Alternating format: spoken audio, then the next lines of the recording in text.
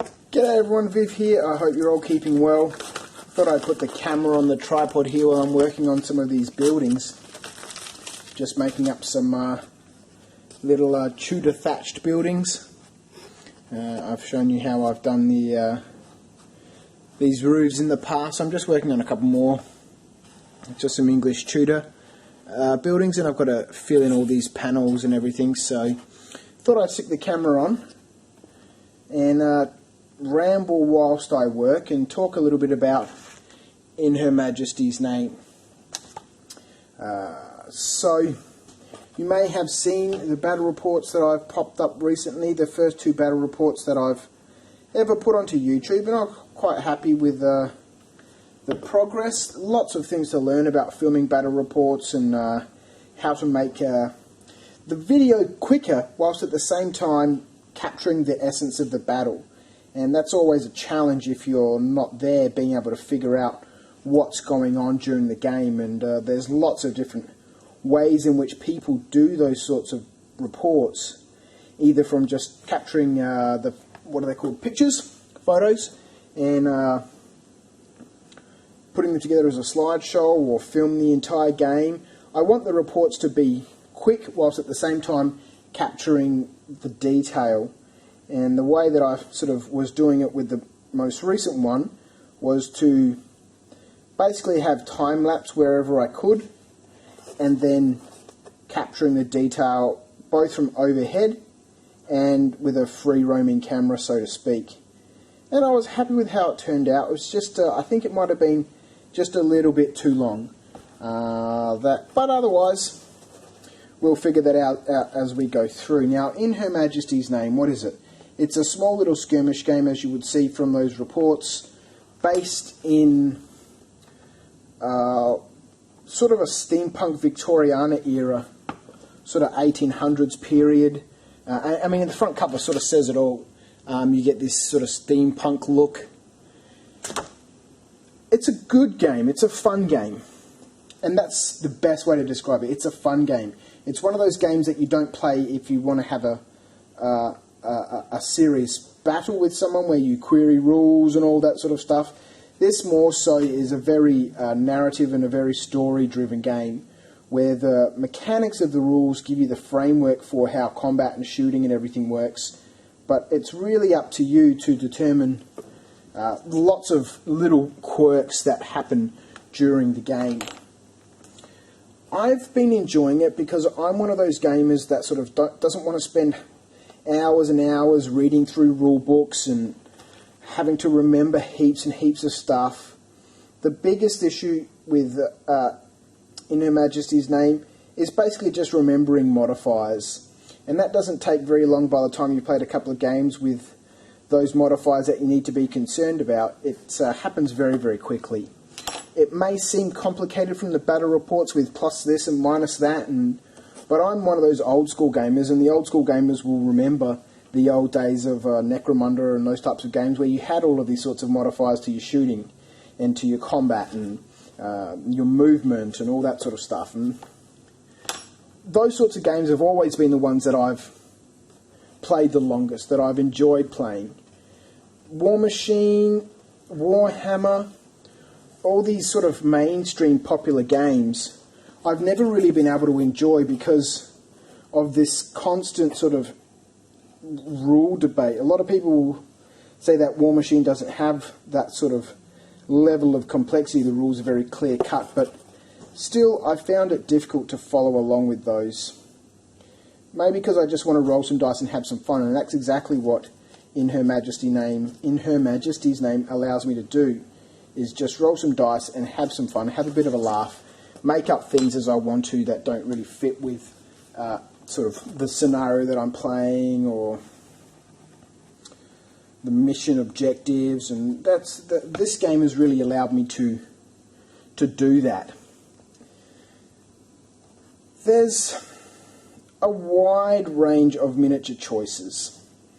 The rules give you the complete breakdown for how miniatures can be structured in terms of their abilities, their skills, their mystical powers, their stats, their weaponry, all that sort of stuff.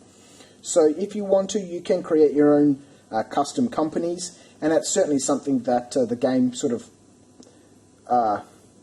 leverages on, I guess. If you have a look around a little bit in the community for In Her Majesty's Name, that's really one big thing that happens quite a lot, is people creating their own custom companies from miniatures that they have or miniatures that they like, and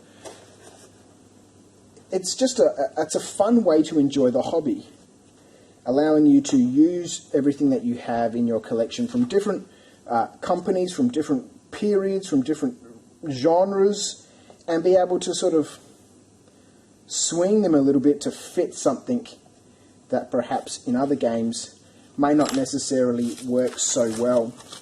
There are a couple of expansions for the game that I'll be picking up once I've got a grip on the main rules and the factions that I've got. There's 5 factions that were released with the rules from North Star, and they're cool miniatures, they're fun miniatures, and I like them a lot, and I had them painted by a painting studio in Sydney.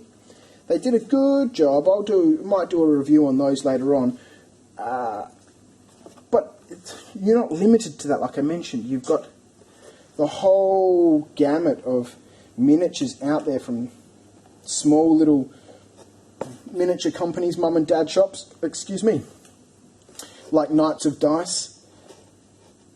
It's I don't know, I really am enjoying it. It might be hard to tell from my lack of commentary on it, but the more videos I release for it, the clearer it will become that this is a fun game that I enjoy playing, and hopefully will continue to play for a while. Certainly with the expansions that are coming out, there's other options there for Gothic periods, and obviously I'm of Indian background, and one of the most recent rulebooks that's coming out is covering the subcontinent, so it's going to be hopefully one of my staple games for a long time, and I'll be tripping off to the local game stores to play those games on Tuesdays and Wednesdays, and hopefully find other people who are interested in not just playing the game, because I mean, like I said, I've got all 5 factions, they've all been painted, the miniatures look good, and I can demo games and show people how it works, but unless people are actually investing in it in themselves and becoming excited about it and wanting to play it, collecting their own figures and all that sort of stuff, then I don't know, I don't see it growing too much. I mean, that's always an issue for a lot of games, is that you might have someone who's passionately excited about it, can demos, got both factions to be able to play a game, but if you're not prepared to get into it, well then, how's it going to grow? But anyway, I'll be going out and playing those games. So, as such, I wanted to make some new scenery for the game. I've got a lot of scenery, but none of it's really been themed. Everything has sort of been, oh, I want to build this, so I'll go ahead and build it. But I don't have any sort of, aside from a couple, fully complete themed tables. So I'm going to be doing that with this series of buildings, just these Tudor buildings for an English countryside setting. I do want to do a Victoriana sort of brick series of buildings. So that's what I'm doing with this little model here. Now this is just a foam core shell. I've got some templates for these, and I just trace them out onto some foam core. This is 3mm foam core, and cut them out, glue them together, and then with strips of balsa wood, just go ahead and detail it up however I see fit.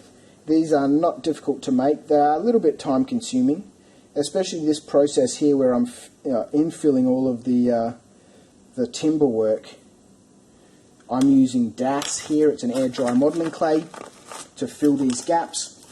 You may have seen Dreadlun on his channel working on the Blood Bowl Stadium, which looked bloody magnificent. He had to do a lot of this, and when I asked him, how did you do all the timber work? We were catching up on a Google Hangout one day, and he was working on it, and he was like, it's just DAS, a little bit of glue in the panel, PVA just to help the DAS stick, and just press a little bit in there at a time, work it around into the gaps, and there we go, Bob's your uncle, so that, as they say. I'm using this little bit of green scourer just to give it a little bit of texture, so you can see that here in this top corner. Little bit of texture, and then I'll smooth it out with this sculpting knife. Then I'm just running around the edges of the timber just to help pronounce it a little bit. these Tudor style buildings, this process of building this wattle and daub, normally there'd be timber working or sticks or whatever crossed in here in a weave pattern, and then they'd slap on the outside and on the inside this render material made from all different sorts of stuff, and sometimes including cow manure and horse hair and all that sort of stuff, straw, to give it some strength and act like glue and all that sort of stuff. So that's what I'm trying to replicate. And normally the Tudor work and the width of the fill would all be even. These sorts of Tudor buildings that you see where you have this sort of effect, a piece of timber stuck on the outside, is not actually traditional work. That's just done for decoration. So you want it to be as relatively flush as possible. And you can see I've gone around the edges with a tool just to press the das in a little bit so that I can pronounce the beams a little bit. One other thing you see a lot of happening with these types of buildings, and I've done it also in the past, is that the timber work is generally painted brown, like timber. But typically, and you can see this if you look up imagery, or in my case when I was there in England last year, that the beams are black. They're either painted black or they're so old that the beams themselves have actually blackened.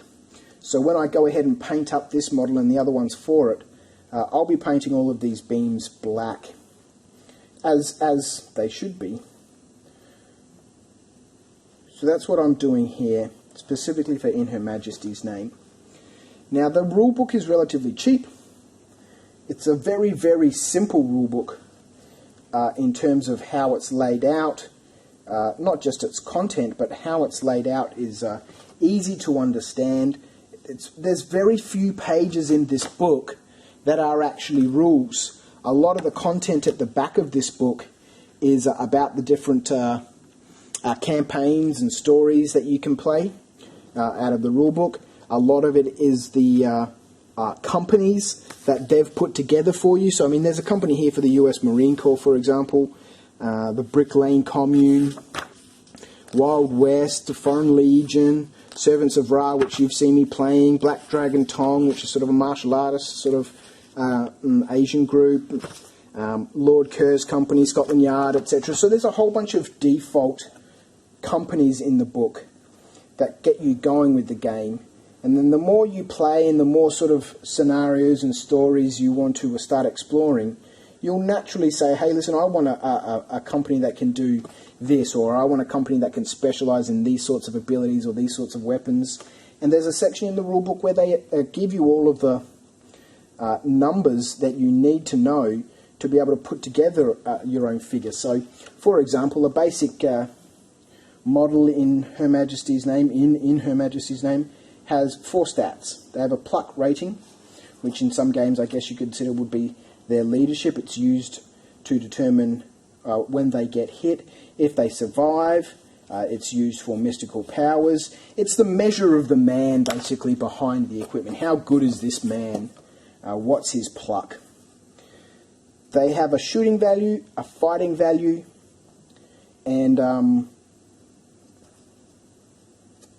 a speed. Speed is basically how fast they are. It adds extra inches to their movement. It gives modifiers to people trying to hit them because they can move so quick they can avoid blows or shots a little bit better than some people. So those 4 stats, when you talk about creating your own custom groups, cost a certain amount of points. If I want my character to have a 2+ pluck, which is the best pluck, the lower your pluck, the better it is, it costs a certain amount of points.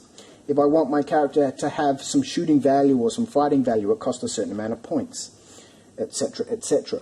And as you go through and you add in these stats, you come up with the points cost for your figure. So just as you'd have a Space Marine who costs you X number of points, 20 points or whatever he costs you 20 points because of his abilities in the game. Same deal here. In Her Majesty's Name is a point-based game, so you'd agree with your opponent as you're going to play a game. How many points should we play for this mission or scenario, or how many does it sort of require us to play? And then you'd recruit your gang from the the gang list, I guess you could say, the models available to that company. And as you go through and you create your own custom company and your own custom miniatures, then you end up with a roster of people that you can recruit from for your game, and give you choices, I suppose, for how you put your gang together or your crew together. It's a good system. I'm glad it's there, because the game would be very, very different without it. As other people have mentioned, and as I've mentioned, the game is heavily sort of revolves around the narrative, the story, the mission, what's going on, why these two sides or more sides fighting each other, what's the conflict about, and that can be emphasised by the companies that are involved. Especially more so when you start to talk about custom companies, you get some level of ownership of your guys. I mean, one thing that really drew me to Mordheim many, many years ago, and Necromunda also, was the ability for my guys to progress in sort of a campaign settings. As they fight, as they win or die or lose or whatever, you earn points that can then subsequently be later on spent on upgrades or additional weapons or better fighting skill, or etc., etc. And to some extent, this game gives you that capability in the modification and customization of your own crew. There is also a section in the rulebook that gives you those sorts of options for campaign settings. If you want you guys to be able to progress and get better, you've got a leader of your company is Mr. Joe Blogs, and you want Mr. Joe Blogs to be able to progress between games. There's a section in there that gives you some ideas on how you can deal with that. But I use the word ideas there very specifically because that's what the rulebook is. And it does actually say here, just 1 minute. It does say here,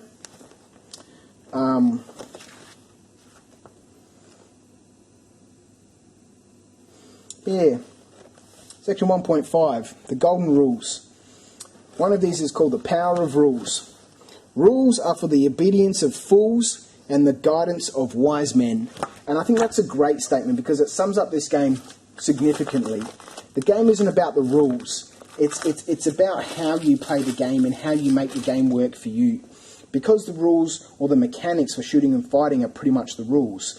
Everything else you need to ad-lib as you go. That's not going to work for some people, but for some people like me, it works brilliantly. For those people who need to know what's going on, or needs to be able to be told this is the way it works, this may not be a game that you're going to actually enjoy.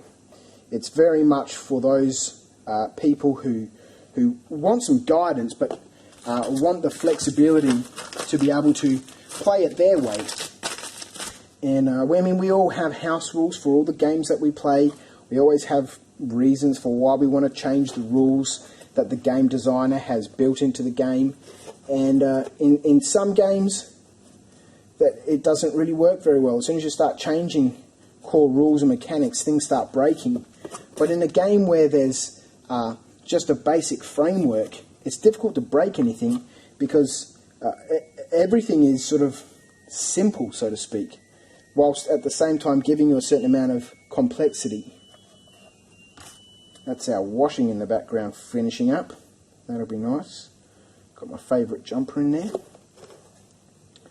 So, thought I'd, like I said, stick the camera on, have a bit of a ramble whilst I work on this building. I've almost finished one side. I'll show you in just a second. And have a bit of a talk about In Her Majesty's Name. I'll talk about it a little bit more in a more dedicated video, but whilst I'm down the back of the workshop here by myself, I thought, look,